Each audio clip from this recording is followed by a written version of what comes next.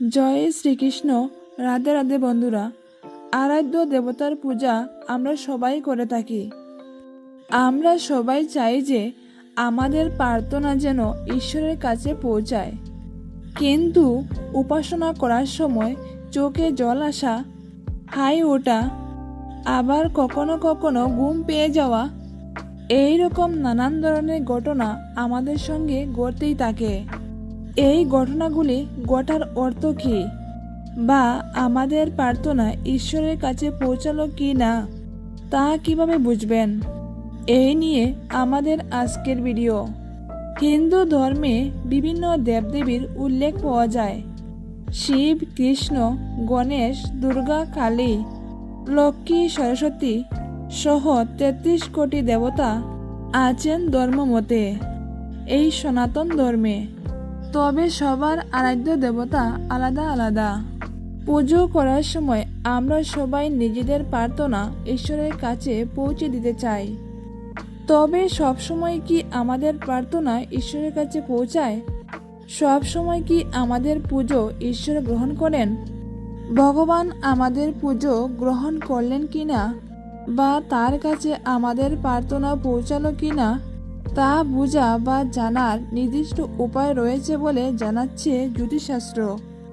একটু খেয়াল করলে দেখবেন যে পূজার সময় কিছু কিছু ঘটনা আমাদের সঙ্গে অনেক সময় ঘটে থাকে। এই সব ঘটনার কোনোটি শুভ, আবার কোনোটি অশুভ ইঙ্গিত বহন করে। জেনে নিন জ্যোতিষশাস্ত্র মতে পূজার সময় কোন কোন ঘটনা ঘটলে বুঝবেন যে ঈশ্বর আমাদের প্রার্থনা গ্রহণ করেছেন, এবং কোন কোন ঘটনা ঘটলে বুঝবেন যে আমাদের প্রার্থনা ভগবানের কাছে পৌঁছায়নি।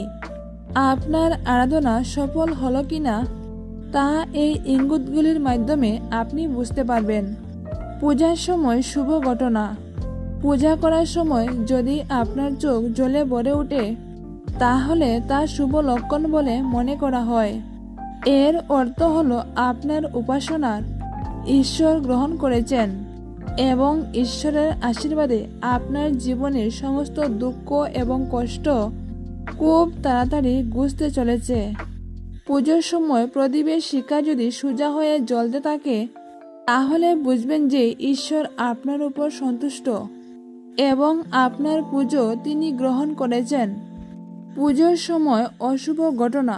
পুজো চলাকালীন বা পূজার প্রস্তুতি করার সময় যদি কোনোভাবে আপনার হাত পুড়ে যায়, তাহলে তা অশুভ বলে মনে করা হয়।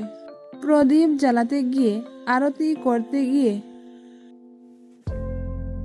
ভোগ রাখতে গিয়ে বা অন্য কোনোভাবে পুজোর কাজে গিয়ে আপনার হাত পুড়ে গেলে বুঝবেন আপনার কোথাও ভুল হয়েছে, আর সেই কারণে আপনার প্রার্থনা ঈশ্বর গ্রহণ করেননি। পুজো চলাকালীন কি আপনার বারবার হাই উঠছে? তবে সাবধান, এটি কিন্তু মোটেও শুভ লক্ষণ নয়।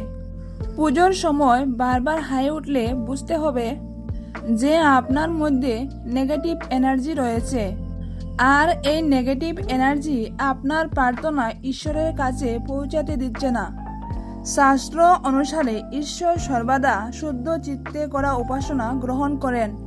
পূজা করার সময় যদি কোনো ব্যক্তি ঘুমিয়ে পড়ে, তার মানে সেই ব্যক্তির মনে দ্বিগুণ চিন্তা ভাবনা সক্রিয় থাকে। তার মনে নানান ধরনের চিন্তা আসছে। আপনি যদি বিঘ্নিত অবস্থায় ঈশ্বরের উপাসনা করেন, তাহলে আপনি ঘুমিয়ে পড়তে শুরু করেন। তাই ঈশ্বরের উপাসনা যখন করবেন, তখন সমস্ত রকম চিন্তা ভাবনা থেকে মুক্ত হয়ে ঈশ্বরের উপাসনা করবেন। তবে ভগবানের পূর্ণ ফল আসে যখন আপনি সঠিক পদ্ধতিতে এবং সম্পূর্ণ নিয়ম মেনে ভগবানের আরাধনা করবেন। আসুন আমরা ভগবানের উপাসনার সঙ্গে যুক্ত 10টি গুরুত্বপূর্ণ নিয়ম জেনে নেই, যা মেনে চললে আপনার শীঘ্রই উন্নতি হবে। অনেক সময় যারা ভগবানের উপাসনা করেন, তাদের অভিযোগ থাকে যে অনেক পূজা অর্চনা করেও তারা তাদের পুজোর ফল পাচ্ছেন না। এমন অবস্থায় যেটা জানা খুবই গুরুত্বপূর্ণ হয়ে ওঠে যে কি কারণে আপনি আপনার সাধনার ফল সঠিকভাবে পাচ্ছেন না। অথবা আপনি বলতে পারেন যে ঈশ্বরের কৃপা লাভ করতে পারছেন না। এটা বলা হয় যে ভগবানের পূজা করা বা উপাসনা করার পূর্ণ ফল তখনই আসে যখন আপনি এটি সঠিক পদ্ধতি এবং সম্পূর্ণ নিয়মের সঙ্গে পালন করবেন। নাম্বার 1, ভগবানের উপাসনা করার প্রথম এবং সবথেকে গুরুত্বপূর্ণ নিয়ম হল আমাদের সর্বদা ভক্তি ও শুদ্ধ চিত্তে উপাসনা করা উচিত। নাম্বার 2, ঈশ্বরের উপাসনা সঠিক পথে এবং সঠিক জায়গায় করা উচিত। বাস্তু অনুসারে পুজোর স্থান সর্বদা উত্তর পূর্ব দিকে হওয়া উচিত এবং পুজো করার সময় আমাদের মুখ উত্তর দিকে হওয়া উচিত।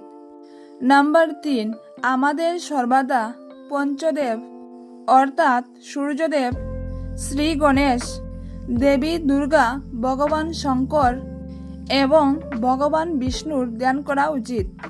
নাম্বার 4, ভগবানের আরাধনা স্নানের পর পরিষ্কার পরিচ্ছন্ন বস্ত্র পরে সর্বদা শুদ্ধ চিত্তে পূজা করতে হবে।